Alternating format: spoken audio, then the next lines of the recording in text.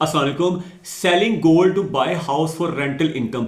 मुझे कल एक कमेंट वसूल हुआ था, उसमें लिखा गया था कि हमें अपना गोल्ड बेच के प्रॉपर्टी खरीदनी है ताकि हमें मंथली रेंट आ सके। तो मैंने उनसे कहा था कि मैं एक वीडियो बनाऊंगा, उसमें आपको ये आंसर दूंगा। ठीक है, ये वीडियो को अगर आप कंप्लीट देख लेंगे तो वो लोग जो घर बनाना चाहते हैं उनको बहुत ज़्यादा आसानी होगी।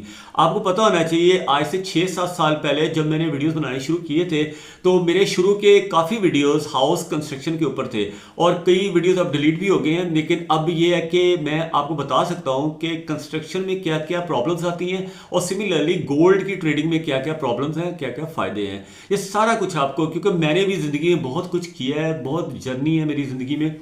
और हाउस कंस्ट्रक्शन इसलिए क्योंकि हमारा ये, मेरे फादर इंजीनियर थे, मेरे दादाजी भी हाउस कंस्ट्रक्शन से रिलेटेड थे, तो इसलिए हमें हाउस कंस्ट्रक्शन का काफ़ी पता है। तो same goes with gold, gold की ट्रेडिंग के बारे में भी कुछ थोड़ा बहुत नॉलेज है मेरे पास। अब आ जाइए घर। घर जो होता है ना, आमतौर पे दिलों से बनता है और ख़ास तौर पे एक घर में एक औरत की वजह से ही घर घर होता है, तो वही उसको सारा मेंटेन करती है। तो ये क्वेश्चन भी एक लेडीज़ की तरफ से ही था। तो इसमें यह है कि बेनिफिट्स क्या है घर बनाने के, गोल्ड को बेच के। सबसे पहले मैं आपको बेनिफिट बताता हूं कि जब आप कोई भी किसी भी पैसे से घर को खरीदते हैं या बनाते हैं तो सबसे पहले ये होता है कि आपको पैसिव रेंट इनकम आनी शुरू होती है। जब आप घर बना के उसको किराए पे देते हैं, रेंट इनकम हर महीने आपको आती है बगैर किसी मतलब ज़्यादा मेहनत करने के। आपने सिर्फ जाना है और रेंट वसूल करना है। दूसरा ये होता है कि आपका जो घर है या आपका जो जो भी फ्लैट है, घर है, जो प्रॉपर्टी है, उसकी वैल्यू हर साल बढ़ रही होती है। और कभी कभी तो ऐसा होता है एक साल में 2 गुना, 3 गुना, 4 गुना भी होता है। जैसे कि 2002 में और 2003 में वैल्यूज़ बढ़ी, फिर 2010-11 में वैल्यूज़ बढ़ी। तो कभी कभी वैल्यू रुक भी जाती है। जैसे आजकल पिछले 2-3 सालों से प्रॉपर्टी की वैल्यू बढ़ने की बजाय नीचे को आ रही है। आमतौर पे प्रॉपर्टी की वैल्यू हमेशा बढ़ती ही है। आपको पता होना चाहिए, आज से 30 साल पहले जो प्लॉट 1 लाख रुपए का मिलता था, आज वो 5 करोड़ का भी नहीं मिलता, यानी कि 50 गुना तक भी प्रॉपर्टी हो गई है 30 सालों में। लेकिन पिछले 20 सालों में अगर आप देखें तो प्रॉपर्टी 15 से 20 गुना बढ़ी है। तो यानी कि वैल्यू भी इंक्रीज होती है आपकी प्लॉट की या प्रॉपर्टी की। ठीक है, number third is rental income के अंदर भी जंप आता है। अगर फर्ज किया 10 साल पहले आपने किराए पे एक मकान दिया था 10,000 रुपए पे, आज वही मकान आप 1 लाख रुपए किराए के ऊपर दे रहे होंगे। जाहिर है किराए के अंदर भी इंक्रीज आता है।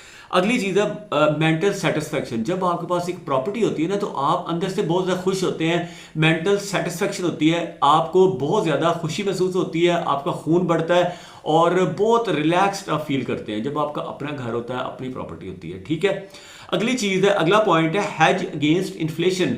महंगाई हर साल बढ़ रही होती है, हर साल। आज अगर आटे का रेट 100 रुपये किलो है तो अगले साल उसका 150 रुपये किलो, और 10 साल पहले जो आटे का रेट था वो 30 रुपये किलो था। तो आटे का रेट, चीनी का रेट, चावल का रेट, ये हर चीज़ जो है ना महंगी होती जा रही है। और जब आपके पास रेंटल इनकम आ रही है, जब आपके पास प्रॉपर्टी है उसके ऊपर रेंट आ रहा है, आपको किराया आ रहा है, तो वो आपको महंगाई महसूस नहीं होने देता, वो हैज हो जाती है महंगाई। ये इकोनॉमिक्स की टर्म्स हैं, आपको मे बी ना समझ आ रही हो।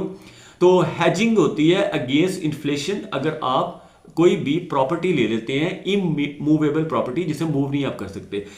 फिर अगली चीज़ है श्योरिटी फॉर लोन्स। अगर आपने खुदा ना खास्ता कर्जा लेना है, आपने अव्वल तो मैं हमेशा रिकमेंड ही नहीं करता कर्जा लेने को, किसी से भी कर्जा ना लें आप, ना किसी से भाई से लें, ना किसी बैंक से लें। बैंक वाले सूद लेते हैं, चाहे वो अपने को किसी भी किस्म का बैंक कह रहे हो, चाहे वो कह रहे हो हम बड़े जायज़ तरीके से आपसे ये ले रहे हैं, तो वो होता जायज़ नहीं है अकॉर्डिंग टू अगर आप कुरान मजीद तर्जुमे के साथ पढ़े।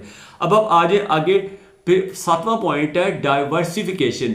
डाइवर्सिफिकेशन यानी कि don't put all the eggs in one basket. हमें बचपन से सिखाया जाता है और ये बहुत सही बात है कि एक ही जगह पे आपने सारी इन्वेस्टमेंट नहीं करनी। सारे पैसे प्लॉट में, सारे पैसे प्रॉपर्टी में, सारे पैसे गोल्ड में, या सारे पैसे कैश में, या सारे पैसे बॉन्ड्स में, या सारे पैसे शेयर्स में नहीं लगा देने, म्यूचुअल फंड्स में नहीं लगा देने, बल्कि डाइवर्सिफिकेशन कर रही है। 7-8 डिफरेंट जगहों के ऊपर आप पैसे अपने लगाएंगे।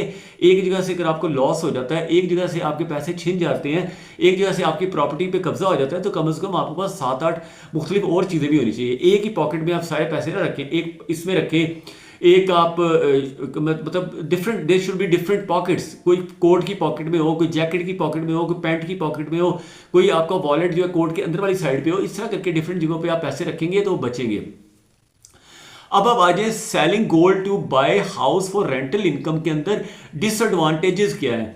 यही वो टॉपिक था जिसके ऊपर मैंने उनसे कहा था कि अगर आप पूरा वीडियो देखेंगे तो आपको समझ आएगी कि प्रॉपर्टी बनाने के नुकसानात क्या हैं। तो वो नुकसानात भी आपको पता होना चाहिए। एक ही जो कॉइन होते हैं ना, उसके दो रुख होते हैं, दूसरा रुख भी आपको पता होना चाहिए, जो कि मैंने भी अंडरस्टैंड किया है, मैंने भी एक्सपीरियंस किया है अपने जब घर बनाने के प्रोसेस के अंदर ना, मैंने भी ये चीज़ किया। हमने भी ये किया था कि गोल्ड ज्वेलरी को सेल किया, जो प्लॉट हमें मतलब विरासत में मिला तो उसके ऊपर हमने गोल्ड ज्वेलरी को बेच के किया। लेकिन उस वक्त गोल्ड ज्वेलरी थी 50,000 रुपये तोला, और आज सोना जो है किस हिसाब से आज 4.5 लाख रुपए तोला है।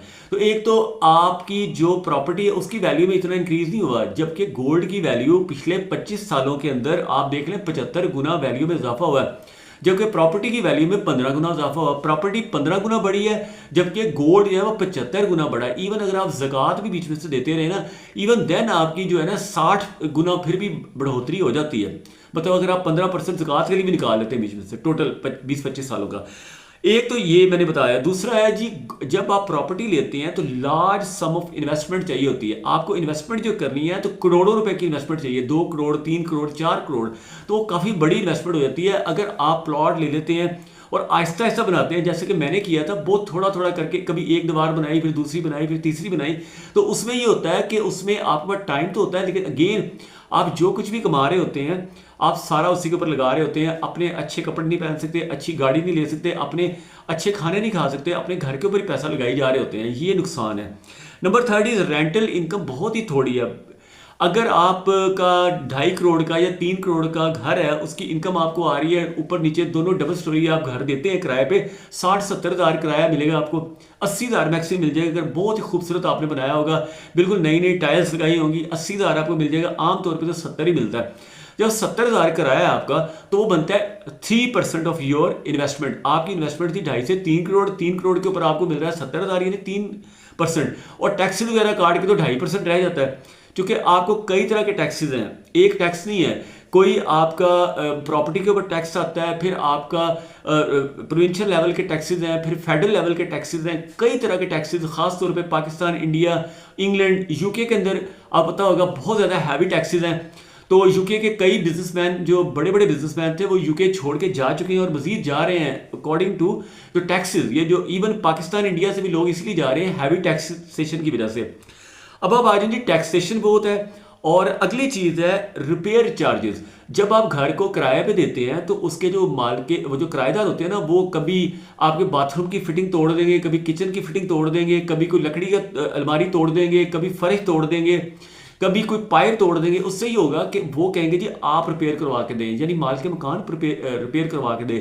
तो माल के मकान रिपेयरिंग ही करवाता रहता है, और वो जो आपको पहली जो इनकम है वो आपको 2.5-3% है, यानी आपकी टोटल इन्वेस्टमेंट का 2.5 से 3% है, वो आपको इनकम मिल रही है। उसमें मजीद रिपेयरिंग के नाम पे खर्चा हो जाता है। अगला जो खर्चा है हार्ड टू सेल। अगर आपने घर को बेचना है, आपको पैसों की ज़रूरत है, जैसे मुझे भी ज़रूरत थी पैसों की, तो घर बेचने के लिए जाए ना तो आधी कीमत भी नहीं मिलती। जो आपने खर्चा किया होता है, फ़र्ज़ किया जितना भी आपने खर्चा किया उसके आधे पैसे भी आपको नहीं मिलते। उसके लिए भी वो कहते हैं 3 महीने का टाइम मिलेगा, अभी आपको कुछ हम बयाने के तौर पर एडवांस मनी दे देंगे, बाकी जो आपके रह जाएंगे पैसे वो आपको आहिस्ता आहिस्ता वो देंगे बड़ी देर बाद। तो फिर अगली जो चीज़ है वो टैक्सेस हैं। बहुत ज़्यादा टैक्सेस पड़ जाते हैं सेलिंग के ऊपर, ख़रीदने के ऊपर। ख़ासतौर पे जब आप सेल कर रहे होते हैं आपको गेन टैक्स भी काफ़ी हैवी मिकदार में देना पड़ जाता है, और डीलर को अलग से देना पड़ता है, गेन टैक्स अलग देना पड़ता है, इनकम टैक्स अलग देना पड़ता है, क्या क्या कुछ है। और अगली जो चीज़ है दैट इज़ द मोस्ट जो है ना कॉम्प्लिकेटेड चीज़ है, जो कि मैं मतलब समझता हूँ कि ये बहुत ख़तरनाक है। हमारे आबाओ अजदाद के साथ हुआ है, हमारे दादाजी के साथ हुआ है, नाना जी के साथ हुआ है, इवन वारिस साहब के प्लॉट के ऊपर हुआ है। ये होता है कि जी मकान पे कब्जा हो जाता है। यहाँ पे ये प्रॉब्लम है कि जो कानून बने हुए हैं ना, वो कानून है तकरीबन 150 साल पुराने।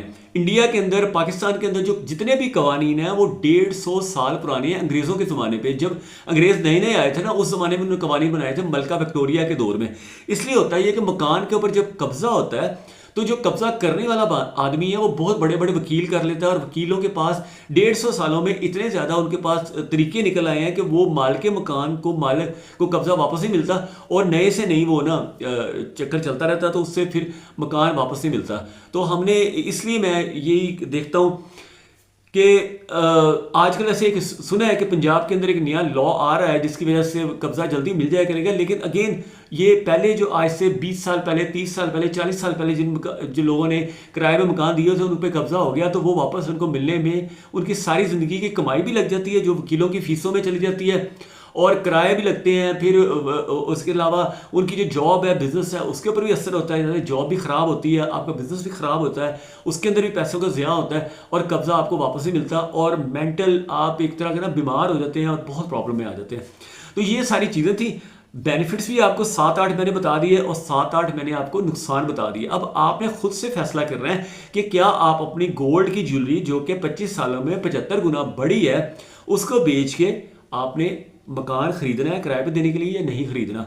और आपको एक और बात बता दो, अक्सर लोग ये भी कहते हैं कि जब आप गोल्ड लेते हैं तो उसके ऊपर ज़ाहिर है आपको ज़कात भी देनी होती है। 7.5 तोले से ज़्यादा जब आपके पास सोना होता है उसके ऊपर 2.5% ज़कात भी होती है, लेकिन आप कैलकुलेशन करके देख लें, ज़कात बहुत ही नॉमिनल सी, बहुत थोड़ा सा मतलब होता है खर्चा। ये होता है अल्लाह ने हमारे ऊपर हुक्म दिया है कि जब अल्लाह आपको पैसे दे तो उसमें से 2.5% आप अपने गरीब रिश्तेदारों को या गरीब जानने वालों को दें। तो ये हमारे ऊपर अल्लाह ताला ने हुक्म दिया और इसका फ़ायदा भी है, आपको दुनिया में भी फ़ायदा मिलेगा, आखिरत में भी आपको फ़ायदा मिलेगा, ठीक है। और अगर आप प्रॉपर्टी आपके मकान के ऊपर कब्जा हो जाता है या और भी कई किस्म की प्रॉब्लम होती हैं तो वो ज़्यादा खतरनाक होता है। लेकिन फिर भी दोनों सूरतें आप देख लें, जो भी आपको बेस्ट लगता है, गोल्ड को रखना बेस्ट लगता है या प्रॉपर्टी को रखना बेस्ट लगता है। गोल्ड के अंदर एक नुकसान ये भी होता है कि गोल्ड को चोरी भी करना आसान है, तो जो चोर आते हैं चोरियां कर लेते हैं। हमारे घर में भी आज से कोई 35-40 साल पहले चोरी हुई थी, तो मेरी मदर का मतलब जेवर चोरी हो गया था, तो जेवर चोरी भी हो जाता है, ये भी नुकसान होता है। लेकिन अगेन दोनों साइडों पे फायदे भी हैं नुकसान भी है, ठीक है। Thank you watching this video. अल्लाह हाफिज़।